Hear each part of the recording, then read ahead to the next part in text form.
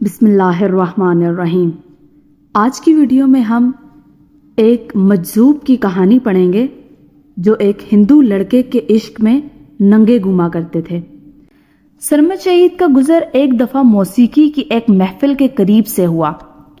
جو ہی وہ محفل کے قریب پہنچے، دیکھتے ہیں ایک انتہائی خوبصورت لڑکا خوبصورت آواز میں گانا گا رہا ہے۔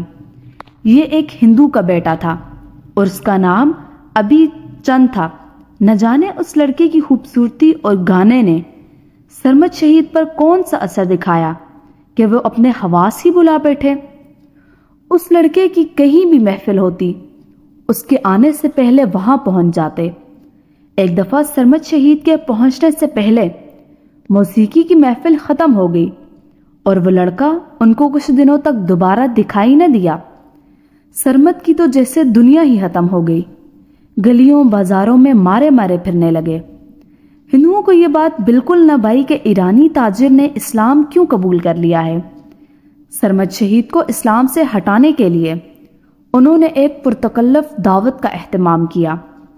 محفل میں بیٹھے ہر شخص انہیں اسلام کو چھوڑنے کی ترغیب دے رہا تھا، مگر سرمد شہید اپنی مگن میں مست بیٹھے سوچوں میں گم تھے کہ اچانک دروازہ کھلا اور لڑکے کی انٹری ہوئی۔ سرمد نے جو ہی اوپر دیکھا تو ان کا معشوق لڑکا ان کے سامنے کھڑا تھا۔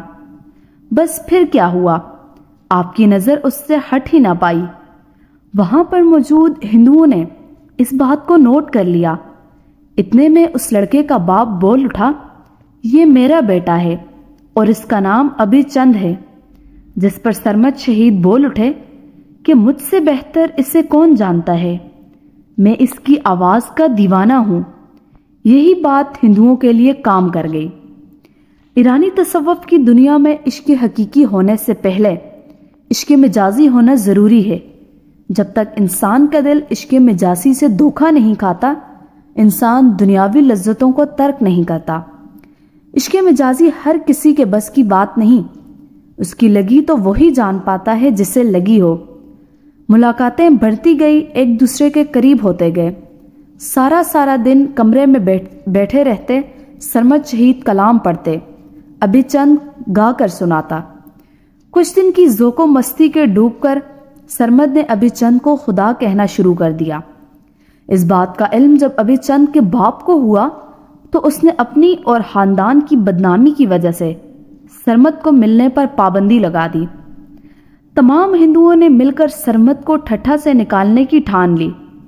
لڑکے کی محبت میں اپنا مال متاع سب ختم کر چکے، حتیٰ کہ تن کے کپڑے بھی بیچ ڈالے، رہنے کی چھت بھی چھن گئی۔ اب تو سرمد کے پاس گلیاں اور سڑکیں ہی بچی تھی، اور وہ بھی ننگی حالت میں۔ جب انہیں ٹھٹھا سے نکالا گیا تو ننگی حالت میں دلی کا رخ کیا۔ دلی پہنچنے پر جب لوگوں نے سرمد کی حالت کو دیکھا تو لوگ ان کے پاس آ کر بیٹھ جاتے۔ سرمد کشانی شہید ایک کامیاب تاجر کے طور پر جانے جاتے تھے۔ ان کا خاندان کیا تھا، کوئی واضحات سامنے نہیں آئی۔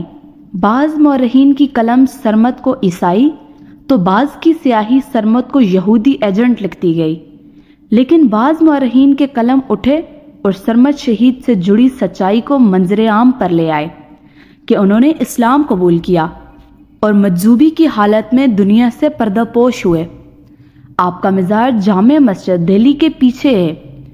فارسی زبان پر امور ہونے کی وجہ سے آپ نے تورات کا ترجمہ فارسی زبان میں کیا۔ عبرو، فارسی، ہندی، عربی اور ان زبانوں پر بھی کمال مہارت حاصل رہی۔ 334 رباعیات کو بھی آپ کی نسبت حاصل رہی۔ سرمد شہید کی حیدرآباد ٹھٹھا میں آمد۔ حیدرآباد ٹھٹھا صوفی مسکن۔ سرمد کو بتایا گیا کہ حیدرآباد ٹھٹھا کاروباری لحاظ سے ایک خاص مقام رکھتا ہے اور تم وہاں تجارت کی غرض سے بہت زیادہ دولت کما پاؤ گے، اور ہندوستان میں صوفیاء کی اتنی عزت کی جاتی ہے کہ ہندوستان کے بادشاہ بھی ان سے مشورہ کیے بنا کوئی کام نہیں کرتے۔ سرمد شہید کا شان میں رہتے ہوئے ہندوستان کے صوفیوں اور خانقاہوں کے بارے میں معلومات اکٹھی کرتے رہے کہ آخر صوفی ہوتا کون ہے اور وہ کیا کرتا ہے۔ چونکہ ایران بھی صوفیوں اور خانگاہوں کی وجہ سے اس وقت ایک مقام رکھتا تھا۔ ایک مرتبہ سرمد شہید راستے میں تھے۔ ایک مجذوب نے انہیں روک کر کہا، تیرے ماتھے پر مجھے کچھ لکھا دکھائی دیتا ہے قربان تیرے ماتھے پر، دو مخمور آنکھوں کے، تیری تجارت جذبوں کی تجارت ہوگی۔ آخر کار سرمد تجارت کی غرض سے حیدرآباد پہنچ ہی جاتا ہے۔ حیدرآباد ہی سے سرمد شہید اسلام قبول کرنے کی سعادت حاصل کرتے ہیں۔ ملا صدر الدین شیرازی اور ابوالقاسم فرانسکی کی شاگردگی میں دینی تعلیمات کے سلسلے کو آگے بڑھاتے ہیں۔ لوگوں کی ایک بڑی تعداد ان کی مرید بننا شروع ہو گئی۔ ان مریدوں میں ایک نام مغل شہزادے دارا شکوہ کا بھی آیا۔ اس شہزادے کا بادشاہ اورنگزیب کے ساتھ رشتہ سگے بھائی کا تھا۔ آپ کی یاد دہانی کے لیے بتاتے چلیں کہ ابھی مغل سلطنت کی حکومت عالمگیر اورنگزیب کے ہاتھ میں نہیں آئی تھی، کیونکہ اس وقت یہ سارے بھائی حیات تھے۔ اورنگزیب کی سلطنت کا دور اس وقت شروع ہوا جب اس نے تخت کے لیے لڑی جانے والی جنگ میں اپنے تینوں بھائیوں کو شکست دی۔ دارا شکوہ کی اسلام اور صوفیزم سے محبت کسی سے ڈھکی چھپی نہیں تھی۔ یہی وجہ تھی کہ سرمد شہید کی محفلوں میں بیٹھنا اور کئی مرتبہ سرمد شہید پر کیے گئے حملوں سے بچاتا رہا اور کھل کر سرمد شہید کے لیے کھڑا ہو گیا۔ اب جو ہی گدی پر عالمگیر اورنگزیب برجمان ہوئے تو سب سے پہلے انہوں نے غیر شرعی کاموں کو بند کرانا شروع کر دیا۔ اسی وجہ سے سرمد شہید کی پیشی بھی دربار میں کی گئی۔ اسی حوالے کو پیر نصیر الدین صاحب کیسے بیان فرماتے ہیں۔ پیر نصیر الدین صاحب کہتے ہیں کہ جب سرمد شہید کو دربار میں پیش کیا گیا اور ان سے سوالات کیے گئے تو تمام سوال کے جواب انہوں نے درست دیے۔ ایک تو یہ تھا کہ وہ معراج کو نہیں مانتے تھے، اور دوسرا وہ ننگا گھوما کرتے تھے، اور تیسرا کہ وہ کلمے کو پورا نہیں پڑھتے تھے۔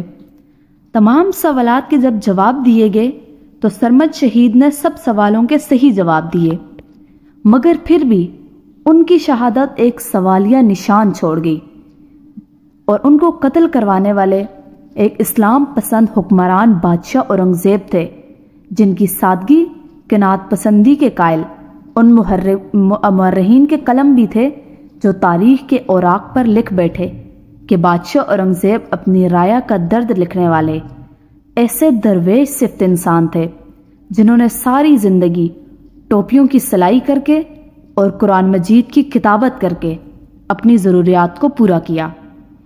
آج کی ویڈیو اچھی لگی ہو تو لائک کر دیں اور چینل کو سبسکرائب کر دیں۔ اپنا خیال رکھیے گا۔ جزاک اللہ خیر۔ اللہ حافظ۔